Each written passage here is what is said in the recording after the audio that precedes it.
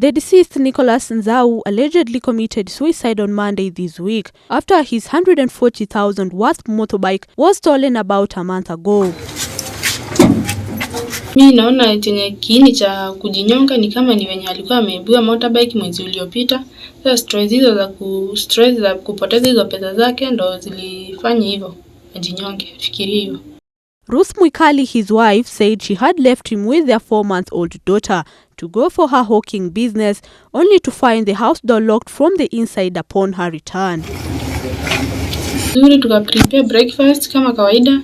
Mimi kwanza nikamwacha hapo, nikaenda kazini, nikamwacha na mtoto kawaida, nikaenda kazini. Nikifika ndo nilikuja nikakaa hapo nje nikidhani ako hapo tu ameenda shughuli alafu anakuja. Kumbe yeye ako hapo kwa nyumba, nikaomba majirani, nikapunja kifuli, nikiingia nikakuta mtoto kwa kitanda anacheza, naye amejinyonga hapo kwa bathroom.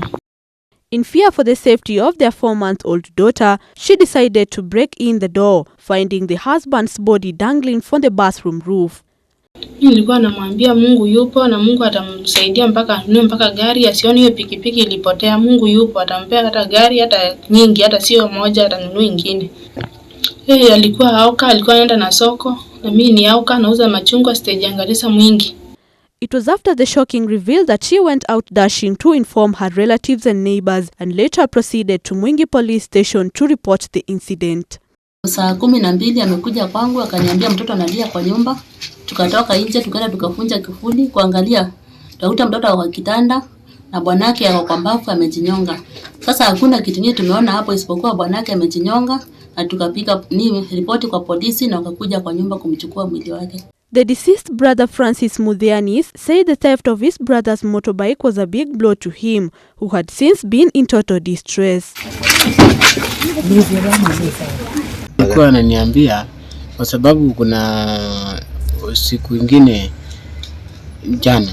juzi ndio nilikuja nikamgongea nyumba, tuseme mchana hakufungua.